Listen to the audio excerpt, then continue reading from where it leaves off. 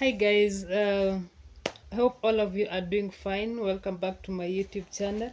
It has been a minute. I've been away for quite some time. Oh my god, it's not like something I planned, but it's been overwhelming. I don't know how to explain it, and it's been difficult.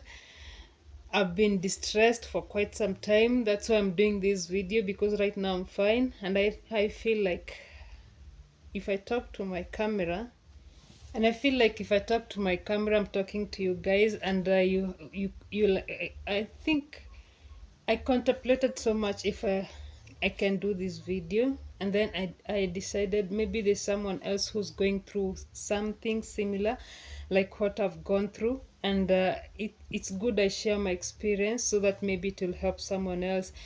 Because some friends have been asking me why I've not been posting on YouTube for so long, and since I know what I've been going through, I couldn't tell people what I was going through by back then, but right now I'm fine. So I feel comfortable talking about it on with my camera, and that means talking to you guys. And I'd like to hear your feedback on the comment section as you listen to what I'm saying, guys. Guys, it has been so difficult. It's so hard to talk when about depression. I think depression is one topic people shy talking about, and for me, I've experienced it firsthand. Oh my God, I can't count the times I've cried alone trying to find solace. I can't count so many times I've just knelt down trying to pray, and I couldn't say words, just tears. So many times, guys. And I think now it's good time to talk about this. So if you're new here, kindly subscribe to my YouTube channel. Sorry, if you're new here, kindly subscribe to my YouTube channel. And if you're an old OG, welcome back, and thanks for always being here. It means so much to me. Kindly leave a like if you watch this video, and comment down below your thoughts. I think my problem with depression.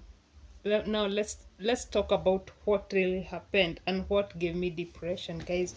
For those people who've always known me, I'm that quiet person. I know, an introvert who doesn't speak much, who keeps a lot of things to herself. If even if I see something, I'm not so quick to like to talk about it, or those people who know me, though, they know my character. So I think my problem with depression started late 2017 when I was working in Gulf, and I decided to come for a vacation December 2017. So I had this project. I had entrusted it to a pastor. My family called him a pastor, but for me, I knew him like he was building our home. So when I was working, I was sending all the money. I was thinking it's doing something big, something good. So when I came back and looked at the house, yes, it was built. I don't know if I can put the photo here, but if I find the photo, I'll put here. But when I came and saw the project, and I thought about all the money that I had sent, it was not adding up. Most of the money had been misused. And if you're in Gulf, you know how people suffer. Like, you know how people suffer so much. So when I went back to work after that vacation, I think I was so hurt inside. I was thinking to myself, I'm doing a lot of things. I'm working so hard, but I don't have anything to show for it. And back then in 2017, I was single. So I'm thinking about so many things. I'm working up towards so many things, but nothing is working for me. Like I was working, like I wanted marriage, I wanted so many things, but nothing was working for me. So I was feeling like empty. So 2018 January, like when I went back to work, I was feeling so empty. It's like I'm just pushing myself to do something. But back then, depression had not hit me. Now I started there so that you see how things added up, and just depressed me. Like so many things depressed me. So when I was thinking to myself, I'm trying to do so many things for everyone around me, but nothing is working for me. Nothing, totally nothing was working for me, and I was feeling like, empty. It's like so much pressure is just being pushed inside me, but nothing is working for me. Nothing is giving me happiness, if I can put it that way. I was not getting the happiness that I wanted in life. So but I continued pushing 2018. But so God, I think when I was just going to fall down, God gave me the made me meet the man of my life, if I can put it that way. So, and I think God knew why He brought him in my life, because He's the one who tried to uplift me when I was falling down. So, all these things started bringing me down, like everything money wise. Like you're giving out, but nothing is coming back to you. Like how the Bible says, give and it will come back to you. Nothing was coming back to me. Like I was feeling depressed. I was feeling suffocated. Yeah, that's the right word to put. I was feeling suffocated even when I was going to work. You know, I'm waking up so early, I'm going to work. I'm working so hard. Like sometimes I work a 12-hour shift, but I don't have that happiness. Nothing is working out for me. Like I'm not getting anything in return. Like if I get even my salary, I'm just giving it out and I'm left without nothing. So I'm not feeling that happiness, if you can get me. So it continued 20 the whole of 2019, 2020. Something else that beat me, and it's good to talk about this. Something else that was frustrating me is that at my age, I really wanted to have a family of my own. I wanted to have a family of my own, like to have my husband, I have children, like my pride, my joy, if you understand that. But I don't have that to show for it. I'm trying to fulfill other people's dreams. Like my process of waiting on God, it was like doing something for other people, like trying to help other people uplift their dreams as I wait on God. That one I don't regret, because I was doing the work of God. But the thing is, I'm doing all that, but I'm not I'm not getting even that happiness. So when I was doing that, I'm trying to. I don't have even kids. I don't have, like, I'm trying to bring up other generation, other kids, like helping kids from my family, helping other kids, their education and all stuff like that. I'm trying to make other people's lives better, but I don't have like my own happiness. And I think that that's what people took advantage of, and that's what really brought me down. Like when I educate people, they reach a point and then they start insulting me, showing me that I'm nothing, after uplifting them up. For me, I was thinking, if I uplift you up, you'll uplift me, and then we'll be, but I uplift you, reach a certain point, and then you start insulting me. You started showing me that I'm nothing. That is what really hurt me the most, and that is what started depressing me to a point. I could be doing something and then I forget what I'm doing. My mind started being something else. I was not even happy going to work, and that's why 2019 I decided enough is enough. I asked myself, one time I went to work. I was working night shift and I was going home 3 a.m. And on the road I asked myself, I'm risking my life. I'm doing all these things, but for what? That time I asked myself, why am I doing all this? What, this job is not even benefiting me. Like I asked myself so many questions on that road walking home 3 a.m. And I decided, what? I'll just quit. that's what I said to myself. You know what? I'll just quit. And back then, my husband, now back then, he was just my boyfriend. He was telling me, if I'm not happy, it's good I just quit. You know, it's like he's the one who pushed me. And I decided one morning, and I just wrote a resignation letter. I was doing a good, I had a good job. It was, but it was not helping me.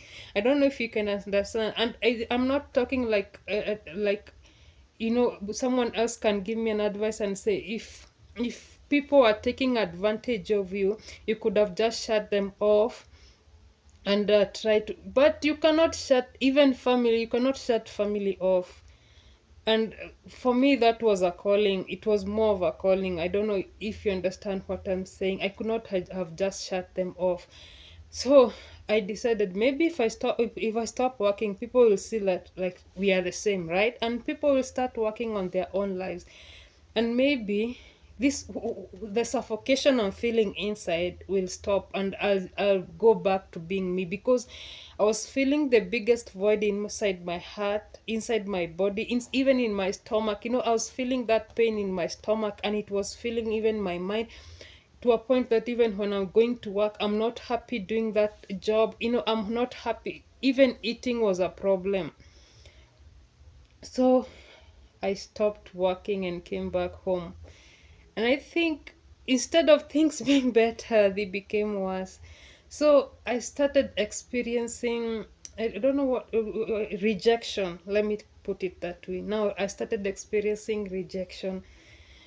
When I started experiencing rejection, and it hit me, oh my God, I could have just worked all my life and maybe even to the end of the road, and nobody would appreciate it. And it just hit me. Now that's when I became totally depressed, because now the reality hit me.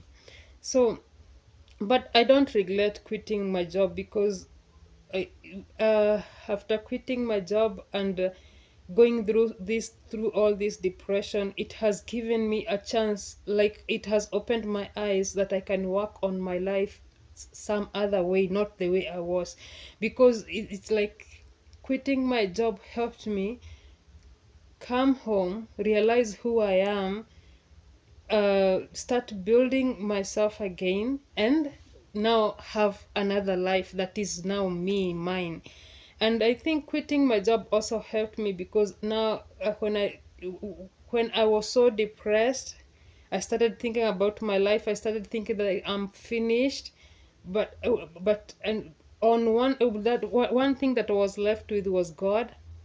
And when I was crying to God so much, you know, He started showing me another direction. It's like God closed that door for me, even in depression. God closed that door for me, and He started giving me healing, and He started showing me another path that I'll follow. Guys, you know, God works in mysterious ways, and He's close to those the brokenhearted. If if you trust in God and if you read His word, He's so close to the brokenhearted, guys. So let me say, even in my brokenness, I've seen God working for me. Even in my brokenness, you know, something else I'll not forget to say. When I came home, yes, I'm depressed. I'm trying even to find, you know, because we had shifted from Nairobi now to our home. I'm trying to find a good church, and the church that I find is people worshiping idols instead of God. You know, people who put money first instead of putting God and trying to nurture people of God. So, you know, it's like I'm full of pain inside, and then I run to a church. It's so much pain, more pain than the pain that was carrying. You know, it's like it's trying to destroy me even the more. So that's when I prayed, and I thank God. I think even coming to the village has helped me grow in my faith so much more than I could have ever thought. Because in my brokenness, I've seen God. In my brokenness, I've found more of God. Even in like, God brought me here to learn something and for a purpose, guys. And I would say, even in my brokenness, God has given me a new purpose. And I know everything I did, God God was in it, and God had a plan and a purpose for me to do it. God had purposed me that I'll do it, because God, so in my brokenness, I did not look at myself. I looked at other people. I tried to better other people's lives, and I think that's what God is looked and healed me, guys. And I started finding my own joy, my own pace, my own path. Can you imagine? I was at that place, like I could not remember what I was doing 2 minutes ago. That's bad. All I knew was tears.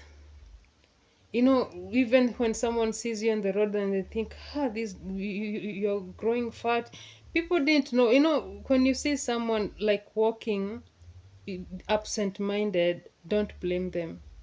I've learned to have that grace and try to understand people more, because I've gone through it all, guys. Depression is not a joke, and I would wish, if you have a family member who supports you, who values you, can you just try and show them love? Can you just try and hold their hand, because it will mean so much to them. If someone is doing you good and God uplifts you, don't forget the person who started showing you that right path. Families have tried to destroy each other, but for me, I'm praying for grace. I'm praying that the grace of God will be with families and show people how to love each other. Churches, if God has given you a pulpit, try to bless others. Try to uplift those who are in pain, and stop taking advantage of other people, because you might be destroying someone who's already destroyed. I've learned so many things, guys, and I hope, if you're one person who's gone through it all like me, comment down below. And I pray that God, in that brokenness, will visit you. In that brokenness, God will see you through. In that brokenness, God will give you the grace to carry on, and God will give you a new path. If God came through for me, I believe that God will come through for you too. Thank you so much, guys, for listening to me. Now you know why I've been away. It has not been so easy. There are so many things I've not talked about here, and I'm still trusting God, because I know if God gave me a dream to support other people's children, God will give me children of my own. It doesn't matter how long I've taken, because I know I'm not barren. I was just waiting God to give me the right man, and God has done that for me. So I know at at the appointed time, God will make it right for me. It doesn't matter how long I've waited. God will make it right for me. And I pray that God will make it right for you too. May God bless you. Thank you so much for watching this video. If you watched this far, I pray that you'll give it a like. I hope and wish that you give it a like. And you comment down below what you think about this video.